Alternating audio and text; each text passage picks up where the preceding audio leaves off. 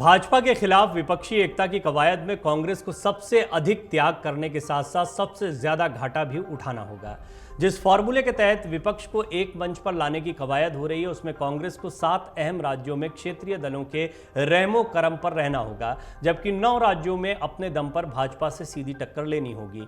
इसके अलावा विपक्षी एकता की इस कवायद में आम आदमी पार्टी, पीडीपी और नेशनल कॉन्फ्रेंस को साधना आसान नहीं होगा। इसमें मैं तृणमूल कांग्रेस का नाम भी जोड़ना चाहता हूं। दरअसल पटना की बैठक में केरल, तेलंगाना समेत चुनिंदा राज्यों को छोड़कर भाजपा के खिलाफ एक सीट पर एक ही उम्मीदवार उतारने की राजनीति बनी है। बैठक में भाजपा के खिलाफ राज्यवार रणनीति बनाने और राज्यों में सर्वाधिक प्रभावी दल के नेतृत्व में चुनाव लड़ने की बात कही गई है। अगर इसी फॉर्मूले पर विपक्षी एकता हुई तो कांग्रेस को कई चुनौतियों का सामना करना पड़ेगा। वो क्या होंगी मैं आपको बताता हूं। राज्यों में सहयोगी ही विपक्षी एकता के झंडा बरदार होंगे।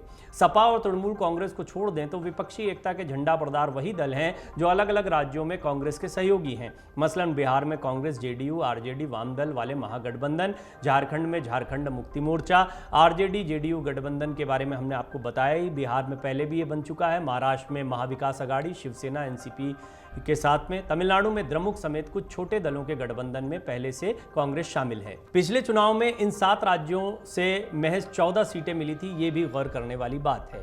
इस फार्मूले के तहत कांग्रेस को उत्तर प्रदेश, बिहार, महाराष्ट्र, पश्चिम बंगाल, तमिलनाडु, जम्मू कश्मीर, झारखंड में क्षेत्रीय दलों पर निर्भर रहना होगा। इन राज्यों में लोकसभा की 269 सीटें हैं। इनमें कांग्रेस के हाथ बमुश्किल 1.5 दर्जन सीटें ही आएंगी। बीते चुनाव में इन राज्यों में कांग्रेस महज 14 सीटें ही जीत पाई थी। यूपी में सपा का पहले ही रालोद के साथ गठबंधन है और कांग्रेस का प्रभाव बमुश्किल 2 से 3 सीटों पर बचा है। महाराष्ट्र में एनसीपी, शिवसेना जमीनी मजबूती के हिसाब से कांग्रेस से बहुत आगे है। बिहार, झारखंड, तमिलनाडु और जम्मू कश्मीर में भी पार्टी की प्रभावी उपस्थिति नहीं है। ऐसे में इन राज्यों के क्षेत्रीय दल कांग्रेस को ज्यादा सीटें नहीं देंगे। त्रिकोणीय मुकाबले वाले राज्यों में भी बड़ी चुनौती है। विपक्षी एकता के फॉर्मूले के तहत केरल, तेलंगाना, ओडिशा और आंध्र प्रदेश में सीटों का बंटवारा नहीं होगा। केरल में सीपीएम, तेलंगाना में बीआरएस और आंध्र प्रदेश में वाईएसआर सीपी को इससे दूर रखा गया है। बीजेडी ने विपक्षी एकता की कवायद से खुद को दूर बनाए रखा है। किन राज्यों में मुकाबला त्रिकोणीय होता है वो भी देखना दिलचस्प है, और जिन राज्यों में है उनमें 2 चुनाव के इतिहास बताते हैं कि कांग्रेस केरल को छोड़कर शेष 3 राज्यों में बेहद कमजोर है। बीते चुनाव में इन 2 राज्यों की 63 सीटों में से कांग्रेस को महज 4 सीटें मिली थीं। आपके साथ पीडीपी और नेशनल कॉन्फ्रेंस का भी पेच फंसता दिखाई दे रहा है। विपक्षी एकता की कवायद से आपके साथ साथ पीडीपी और नेशनल कॉन्फ्रेंस के भविष्य में दूर हो जाने के आसार हैं। पीडीपी और नेशनल कॉन्फ्रेंस चाहते हैं कि विपक्षी दलों का मोर्चा जम्मू कश्मीर से अनुच्छेद 370 हटाने का विरोध करें। कांग्रेस समेत दूसरे दल इसके लिए तैयार नहीं है। फिर लोकसभा चुनाव में कांग्रेस की कीमत पर विस्तार की योजना बना रही आम आदमी पार्टी को विपक्षी जमावड़े में शामिल होने का लाभ नहीं दिख रहा है। पार्टी ने बीते कुछ सालों में दिल्ली, पंजाब और गुजरात में कांग्रेस की कीमत पर विस्तार किया है। अब उसके निशाने पर हरियाणा है। क्या यूपीए का ही विस्तारित रूप ये देखने को मिलेगा? अगर जेडीयू, शिवसेना और आम आदमी पार्टी को छोड़ दें तो पटना की बैठक में शामिल 16 दलों में से 13 दल संयुक्त प्रगतिशील गठबंधन यूपीए का हिस्सा रह चुके हैं। ऐसे में विपक्षी एकजुटता की इस कवायद को यूपीए के विस्तार के रूप में देखा जा सकता है। हालांकि ये सच्चाई है कि अगर विपक्षी एकता कायम हुई तो जम्मू कश्मीर में पीडीपी और नेशनल कॉन्फ्रेंस में से एक ही इसका हिस्सा होगा। जमीनी हकीकत यह है कि आपका इस कवायद में शामिल रहना संभव नहीं है। बीजेडी, वाईएसआर कांग्रेस, बीआरएस पहले ही इस कवायद से दूर रहे हैं, जबकि जेडीएस भाजपा से गठबंधन की राह पर चलता दिखाई दे रहा है। इसी तरह शिरोमणि अकाली दल भी अपने पुराने सहयोगियों के साथ जा सकता है। 214 सीटों में हाथ लगी थी सिर्फ 7 सीटें, ये गौर करने वाली बात है। इस फॉर्मूले के कारण 9 अहम राज्यों असम, छत्तीसगढ़, गुजरात, हरियाणा, हिमाचल प्रदेश, कर्नाटक, मध्य प्रदेश, राजस्थान और उत्तराखंड की 214 सीटों पर भाजपा की सीधी चुनौती झेलनी होगी। सीधी टक्कर में बीते 2 लोकसभा चुनाव में कांग्रेस को भारी घाटा उठाना पड़ा था। बीते चुनाव में पार्टी को इन राज्यों में महज 7 सीटें हाथ लगी थी।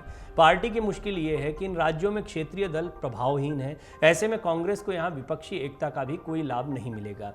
कुल मिलाकर तमाम राज्यों की अगर बात की जाए तो कई जगहों पर पहले से कांग्रेस गठबंधन में दिखाई देती है, लेकिन बात आती है सीटों के बंटवारे पर। जैसा मैंने कुछ रिपोर्ट्स में आपको पहले भी बताया है कि महत्वपूर्ण बात यह है कि चुनाव से पहले जो सीटें मिल जाती हैं वो ये तय करती हैं कि आप कितनी सीटों को जीत कर ला सकते हैं। एक फॉर्मूला ये भी सामने आ रहा है कि ममता बनर्जी इस बात के पक्ष में है कि कांग्रेस के प्रभाव वाली 200 सीटों पर ही कांग्रेस को ध्यान देना चाहिए। कांग्रेस को लेकर रणनीति बनाने वालों ने भी पहले कांग्रेस को यही सलाह दी है कि कांग्रेस को उन जगहों पर फोकस करना चाहिए जहां पर वो अपनी सीटें आराम से निकाल सकती है। हाँ, ये देखने वाली बात होगी कि बिहार में, उत्तर प्रदेश में, पश्चिम बंगाल में उसे कितनी सीटें उसके सहयोगी दल देते हैं, और इसी तरह महाराष्ट्र को भी आप इसमें जोड़ लें। ये चारों राज्य बहुत महत्वपूर्ण हैं। देश की ज़्यादातर लोकसभा सीटें यहाँ से आती हैं। कांग्रेस यहाँ पर बहुत छोटी पार्टी के तौर पर लड़ती दिखाई देगी, लेकिन गठबंधन के लिहाज से ये एक बड़ा गठबंधन दिखाई पड़ेगा, क्योंकि पूरे राज्य में फिर बीजेपी को कड़ी टक्कर एक उम्मीदवार सभी दलों की तरफ से सुनिश्चित करके उतारा जा सकता है। इन जगहों पर कांग्रेस को अगर कुछ सीटें भी मिलती हैं, कम सीटों से भी संतोष करना पड़ता है, लेकिन यह निश्चितता बढ़ती है कि कांग्रेस इन सीटों को जीत ही लेगी, तो निश्चित तौर पर इन 200 सीटों के अलावा कांग्रेस इन राज्यों से भी कुछ सीटों को निकाल सकती है। और अभी हाल के दिनों के प्रदर्शन को देखें तो कांग्रेस का प्रदर्शन लगातार गिरा है, लिहाजा कांग्रेस भी इसमें 2 कदम आगे बढ़ते हुए कम सीटों से संतोष करने के बारे में ज़्यादा विचार नहीं करेगी। फिर भी देखने वाली बात होगी कि शिमला में होने वाली बैठक के बाद में इसका क्या प्रारूप सामने आता है। क्या ये सभी सहयोगी दल बने रहते हैं साथ में? मायावती, ममता बनर्जी, अरविंद केजरीवाल जैसे राजनीतिक दलों का या राजनीतिक व्यक्तित्वों का क्या रुख रहने वाला है इस बैठक को लेकर और कांग्रेस को लेकर, ये देखना भी दिलचस्प होगा। 2024 के लोकसभा चुनाव में अब साल भर से भी कम का वक्त रह गया है। पीएम मोदी का रथ रोकने के लिए विपक्षी एकता की मुहिम तेज हो गई है। विपक्ष एक साथ आने के लिए बैठक पर बैठक करने में लगा हुआ है। बिहार के पटना में महाजुटान ने साबित कर दिया कि लोकसभा चुनाव में सभी दल एक साथ लड़ने के लिए तैयार हैं। आपको बता दें कि पटना के बाद बहुत ही जल्द शिमला में विपक्षियों की बैठक होने वाली है, जिसमें लोकसभा सीटों को लेकर चर्चाएं हो सकती हैं, ऐसा राजनीतिक विश्लेषकों का दावा है। एनडीए के सामने 450 सीटों पर विपक्ष का इकलौता उम्मीदवार उतारने पर बात चल रही है। बात महागठबंधन की हो रही है, लेकिन विपक्षी एकता में एक कंफ्यूजन भी है, और बीजेपी के बुलंद हौसलों की वजह से भी ये जो है साफ स्पष्ट दिखाई देता है कि वो भी कहीं ना कहीं इस कन्फ्यूजन को जानती है। आगे की रिपोर्ट में हम आपको बताएंगे कि पीडीए की चर्चा से कांग्रेस को क्या दिक्कत है, अखिलेश यादव और सीपीआई के पीडीए में फ़र्क क्या है, ये पीडीए है क्या। सबसे पहले तो पिछले 14 साल में लोकसभा के जितने भी चुनाव हुए हैं उनमें मुख्य मुकाबला बीजेपी नेतृत्व वाले एनडीए और कांग्रेस के नेतृत्व वाले यूपीए के बीच में ही होता रहा है। लेकिन इस बार विपक्षी गठबंधन के लिए एक नए नाम की चर्चा शुरू हो गई है, और ये नाम है पीडीए। विपक्षी गठबंधन के लिए नए नाम की चर्चा आने के बाद ये सवाल उठने लगा है कि क्या 2024 में मोदी विरोधी मोर्चा नए नाम, निशान और झंडे के साथ मैदान में उतरने वाला है। पीडीए की चर्चा से कांग्रेस को टेंशन क्यों है? पीडीए के नाम की चर्चा लोगों को तो हैरान कर ही रही है, इसने कांग्रेस को भी टेंशन में डाल दिया है। आइए जरा पीडीए को समझ लेते हैं। बिहार के मुख्यमंत्री नीतीश कुमार ने 23 जून 2023 को पटना में मोदी विरोधी दलों की बैठक बुलाई। इस बैठक में 15 पार्टियों के बड़े नेता शामिल हुए, जिनमें भारतीय कम्युनिस्ट पार्टी यानी सीपीआई भी थी। इसी सीपीआई की बिहार यूनिट ने 24 जून को एक प्रेस रिलीज जारी की, जिसमें मोदी विरोधी गठबंधन का नाम पीडीए घोषित कर दिया। इसके साथ ही 2024 के चुनाव में एनडीए बनाम पीडीए की चुनावी जंग की चर्चा शुरू हो गई। अखिलेश यादव और सीपीआई के पीडीए में फर्क है। पीडीए का जिक्र कुछ दिन पहले उत्तर प्रदेश के पूर्व मुख्यमंत्री और समाजवादी पार्टी के मुखिया अखिलेश यादव भी कर चुके हैं, इसलिए हम कह रहे हैं कि 2 पीडीए सामने आए हैं। हालांकि अखिलेश के पीडीए और सीपीआई वाले पीडीए के फुल फॉर्म में फर्क है। सीपीआई ने पीडीए का फुल फॉर्म दिया है पैट्रियोटिक डेमोक्रेटिक अलायंस, जबकि अखिलेश के पीडीए का मतलब है पिछड़ा, दलित और अल्पसंख्यक। ये उन्होंने नाम दिया है इसका, इस तरीके से इस एब्रीविएशन को एक्सप्लेन किया है। अखिलेश यादव ने तो हुंकार भी भर दी कि एनडीए को पीडीए हराएगा।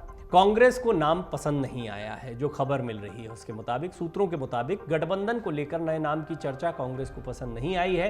कांग्रेस नेताओं ने सवाल उठाया कि जब गठबंधन के नाम की चर्चा ही नहीं हुई तो नाम कहां से आया। कांग्रेस के रुख का पता चलते ही सीपीआई के टॉप लीडरशिप ने सफाई सामने दी। एक निजी चैनल से बातचीत के दौरान सीपीआई महासचिव डी राजा से इस पर पूछा गया सवाल, क्या यूपीए का नाम पीडीए हो जाएगा, तो उन्होंने कहा नहीं, कुछ लोग ऐसा कह रहे हैं, लेकिन गठबंधन का नाम वक्त के साथ तय हो जाएगा। बिहार यूनिट की प्रेस रिलीज को लेकर डी राजा ने कहा किसी ने लिख दिया होगा। डी राजा ने सफाई तो दे दी, लेकिन यह साफ नहीं किया कि आखिर पार्टी की प्रेस रिलीज में कोई गठबंधन का नाम अपनी मर्जी से कैसे लिख सकता है। मामला बढ़ता, इससे पहले गठबंधन बनाने के लिए सबसे आगे चल रही जेडीयू सामने आ गई।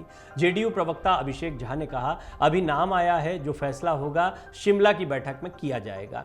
नाम अलग, भावना एक, समाजवादी पार्टी का ये कहना है। समाजवादी पार्टी भी सामने आई और कहा कि नाम भले अलग हो, भावना एक ही है। ऐसे में सपा के वरिष्ठ नेता का कहना है कि बीजेपी के पेट में दर्द हो रहा है, नाम चाहे हमने दिया हो या किसी और ने, दोनों पीडीए की मूल भावना एक ही है। 2024 में भारतीय जनता पार्टी की विदाई तय है। बात यहीं तक नहीं है, प्रधानमंत्री पद को लेकर भी जोर आजमाइश जारी है। नीतीश कुमार, ममता बनर्जी, अरविंद केजरीवाल की अघोषित दावेदारी के बीच कांग्रेस राहुल गांधी का नाम ऊपर करने में लगी हुई है। छत्तीसगढ़ के मुख्यमंत्री भूपेश बघेल ने कहा, चुनाव के बाद बहुमत आता है तो राहुल जी प्रधानमंत्री बनेंगे। इन चर्चाओं के बीच में ये तो स्पष्ट है कि अभी बहुत सारे मुद्दे हैं जिन पर शिमला में चर्चा होनी है, लेकिन ये बहुत बड़ा मसला है कि इसका नाम क्या होगा। दरअसल ये बड़ा क्यों हो जाता है मसला? यूपीए 1, यूपीए 2 ये कांग्रेस के लिए बहुत सक्सेसफुल गठबंधन रहे हैं। यूनाइटेड प्रोग्रेसिव अलायंस इसको यूपीए के नाम से जाना जाता है और इस अलायंस के दम पर कांग्रेस के नेतृत्व में 2 बार सरकार बनी है। सोनिया गांधी इसको लीड कर रही थी और मनमोहन सिंह प्रधानमंत्री के चेहरे के तौर पर आगे रहे। यूपीए 1, यूपीए 2 के बाद यदि यूपीए 3 जैसी कोई चीज आती है तो उसमें सारी चीजें लगभग वैसी ही मानी जाएंगी जैसी यूपीए 1 और यूपीए 2 के दौर में थी, यानी कमान कांग्रेस के हाथ में रहेगी। अब यहाँ पर पेच फंसता दिखाई देता है। बहुत से दल ऐसे हैं जो गठबंधन बनाने के लिए तैयार हैं, कांग्रेस के साथ बैठने के लिए तैयार हैं, लेकिन कांग्रेस इसका नेतृत्व करे, राहुल गांधी इसका चेहरा हो या कोई अन्य चेहरा कांग्रेस से इसका चेहरा हो, इस बात पर सहमति बनती नहीं दिखाई दे रही है। सवाल यह भी खड़ा हुआ कि नीतीश कुमार, जिन्होंने ये पूरी कवायद शुरू की है, जिन्होंने पटना में सभी दलों को बुलाने में सफलता भी हासिल की, वो नीतीश कुमार खुद भी कन्वीनर के तौर पर देखे जा रहे हैं। वो खुद भी योग्यता के लिहाज से देखा जाए तो मुख्यमंत्री के तौर पर उनका जो कार्यकाल रहा है, राजनीतिक लिहाज से जो उनकी समझ रही है, वो सारे दांवपेच ऐसे रहे हैं जो उन्हें एक अनुभवी नेता के तौर पर स्थापित करते हैं। लिहाजा उनका नाम भी सबसे आगे चल रहा है। उनके नाम को लेकर किसी अन्य दल की कोई आपत्ति नहीं हो सकती है। यहाँ तक कि कांग्रेस की भी बात करें तो कांग्रेस यदि कुछ कॉम्प्रोमाइजेस करती है तो चेहरे को बदलने में कांग्रेस को कोई आपत्ति नहीं होती दिखाई दे रही है। इसकी बानगी देखने को मिल गई जब मल्लिकार्जुन खड़गे को अध्यक्ष पद पर आसीन किया गया।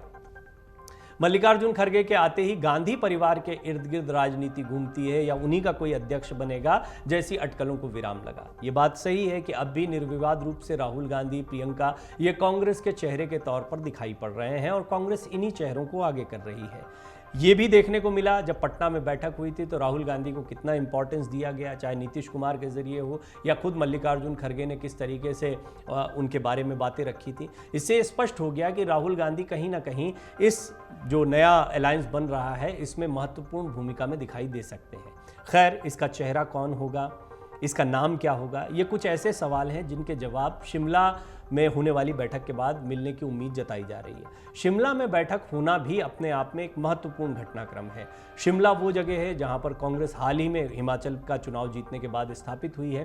कांग्रेस अपने नेतृत्व वाले राज्य में इस बैठक को बुला रही है, तो इससे ये तय है कि कांग्रेस के हाथ में बहुत सी कमान रह सकती है। फिर भी देखने वाले पहलू ये है कि ममता बनर्जी का स्टैंड क्या होता है। केजरीवाल का स्टैंड तो पटना में ही बहुत स्पष्ट हो गया। वो मीटिंग में रहे लेकिन वो प्रेस कॉन्फ्रेंस में सामने नहीं आए। इसके बाद कई अटकलें लगने लगी कि क्या इस तरह के किसी अलायंस में अरविंद केजरीवाल दिखाई देंगे। दरअसल अरविंद केजरीवाल और कांग्रेस कई जगहों पर आमने सामने है। जिस हिमाचल की बात कर रहे हैं वहां भी उन्होंने अपने कैडर को तैयार किया था। ये बात अलग है कि उन्होंने ध्यान ज्यादा गुजरात पर दिया था।